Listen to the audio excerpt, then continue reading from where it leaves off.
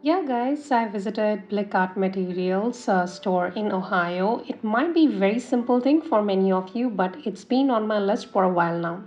I was first of all blown away with all the products they had in the store, starting from the watercolors, gouache, acrylics, paper, all kinds of them, whether it be watercolor, drawing, charcoal, etc., etc., and etc. You can continue to see all of them through this video. And all I can tell you is it was a great experience, and I did pick up a few items that I'm going to show you in this video. So, for everyone who is joining me over here and having a watch at this video, I want to tell you a bit about myself. I'm Ritika Ananath, an artist, instructor, mother, teacher, and business owner of Vibrant Parcels, where we manufacture handmade sketchbook, artist grade paints, and much more.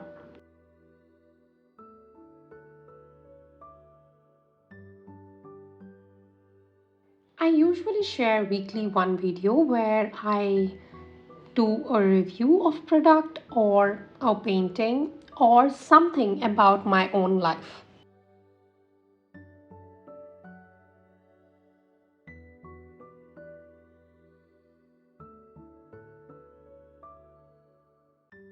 It's time to pick up a few items, and each of these items I'm going to test in my own studio. Along with it, you will get to know the huge set of Holbeins that I purchased. They have 18 shades, and we will be working with them to get three beautiful paintings. I am a huge fan of Winsor and Newton and could not stop myself from purchasing two tubes of Winsor and Newton professional grade paints. One is Rosador and another was Potter's Pink, though I was enticed even by the Van Gogh collection that they had, but stopped myself over there itself as I was already purchasing a huge set of Holbein artist grade watercolor paints, some Strathmore watercolor postcards, and a few erasers. Da Vinci brushes have been my favorite, so picked up two of them. Let's have a detailed look at each one of them now and then start with our experimentation. As you all know, a month back I went to US and I purchased a few materials from Blick Art Materials. You can see it over here. It's blick.com stores. I went to the store that is in Ohio and got this one. So let me just show you what all I purchased. I purchased a lot of things. So let's start out with the brushes. What I purchased in the brushes was a Da Vinci size 3 brush and a flat size 10 brush. This is Da Vinci Casaneo, one of my favorite brushes from Da Vinci. Then I purchased a sand eraser. It's easy to pick up any colors or any marks from your watercolor painting with the help of the sand eraser. To squeeze out paints, this is really a saver for bigger one. That is for all your big tubes, and this is for all your smaller tubes. I got a postcard from Strathmore. You can see these are the postcards. We can paint on these postcards. We will be painting on these postcards in future. I got one Strathmore watercolor paper, and this is from the Niagara Falls, which I visited. So these are the postcards from there, and I kept it because I wanted to paint it on these, the similar one. Okay, the major purchase that I did were a few watercolors from Holbein, and I'm going to test it today. That's the one which I wanted to show you. Along with it, there were two colors. One was Potter's Pink and one was Rosé d'Or. So these are the two other shades that I purchased from Winsor and Newton. Let me show you. Okay, before I show the final one, let's go ahead. This is the Uniball Posca marker, which I usually need for all my urban sketching. And then a small pencil from Blick Studio, mechanical pencil of their own. Let's see how it works. I have to try it. I have to try all of it. Okay, this is the one which I am super excited about. It has 24 colors in it, and you can see this particular paper, which actually has most of the stuff in another language. Yeah. So Holbein artist watercolors are produced using a single combination of finest pigments and gamma arabic available. They contain no synthetic polymers and only use small amount of surfactants, allowing the artist more control over the dispersal of their watercolors while maintaining color intensity, integrity, and the highest permanency ratings. So that's what it is all about. And let's see all their colors. This is superb, right?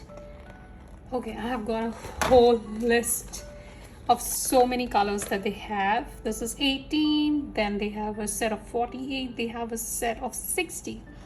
They even have a pan set like these. Along with it, there are gouache, then fluid acrylics. Yeah, lots and lots of them. Now let's open the shades. Okay, so lots of shades. Holbein artist watercolor.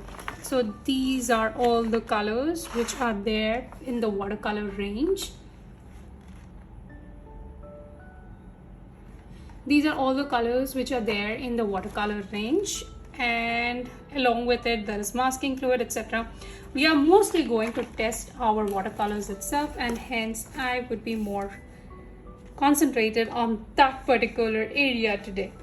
Let's do a small swatch, or I have something else in my mind. I will test this colors using one simple exercise. I have these rough papers available for myself.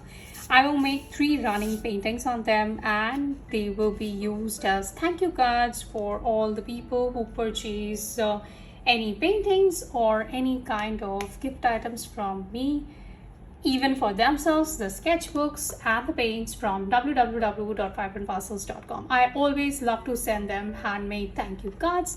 Sometimes I can't, I will not deny, but most of the time I try to add on. As I want to test out everything that I bought, so I'm first going ahead with the mechanical pencil, trying to draw a straight line which really marks my horizon, and then going over some of the parts where I want to add the Rocky Mountains. Rocky Mountains doesn't have much of greenery on it, hence we will be going ahead with all the brown shades. Mostly my brown shade is burnt sienna, and along with it I usually mix some amount of indigo or some blue to get a color of my choice, that is darker brown. Okay, time to add some blues. I am trying to check the blue that I have on the palette. It is majorly my ultramarine blue, compost blue, then Prussian blue, and some amount of crimson for the clouds area. I love to go ahead with some loose and fluffy kind of clouds, though in this process I like to keep the bottom area of the cloud that touches the horizon much more lighter than what I usually add to the top part. Okay, I guess this looks really pretty and nice. It's time to go ahead and work on the other parts of this landscape, which is majorly my water. Now, water is again with the compost blue that I'm using. This is a very pretty color from Holbein. You can go ahead and check out the pigments, though this is a quick process which I am doing. That's one of the reasons. All I can tell you is it is artist grade paints and they are really pigmented. It appears really nice when you add it on top of the paper. Just that the price which I am paying for each of these tube is way higher than what I usually pay for Senelier. And Senelier is an equally good brand which I have been using for years now. Hence, I guess that would be one of the important no-go for me if I am a regular artist. Of course, if you want to try Holbein and you have been urging to get this color, then I guess this is one of the options that you should always try. And Understand, I never stop anyone from trying new shades, new paints, etc. It is not only a good thing to have more colors, but it's always a great idea to have more shades and know more about your paints. How is the fluidity of watercolors? How does it flow? Does it move a lot when there is a water?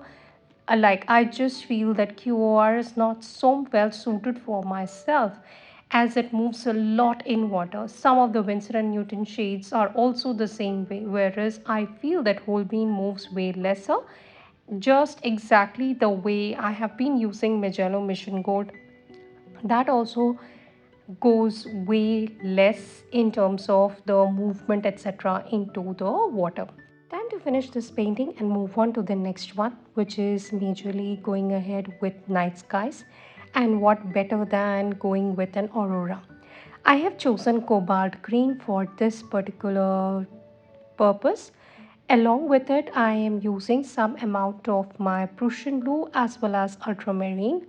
Both the colors have got a very nice shade, just that the cobalt green was not enough, and hence I wanted to add some amount of my permanent lemon yellow into it to get a bit more lighter shade. There is black in the whole 18 shades, and I was not sure how to use the black, to be frank. I always mix it with a bit of blue. I am more into using Payne's gray or any of the darker values of blue, maybe indigo for my purpose. So black was something new that I tried, and I must say that I liked it. Going ahead with some trees now, they look pretty nice and organic. I tried to add smaller and larger trees at various places, as well as change the kind of leaves that they have on it so that it looks very much like nature. That is absolutely random, and that randomness should be preserved even in our painting. Once we are done with this, I am going to paint some clouds in the bottom painting. It's a very simple cloud. I would be going with compost blue and a mix of my ultramarine deep along with my cobalt blue. These are the three shades which I am going to use for the top part of the sky. And once we are going towards the bottom part, I'm going to mix some amount of my blue with the black as well as my burnt sienna to get the darker parts of the fluffy and cotton candy kind of clouds.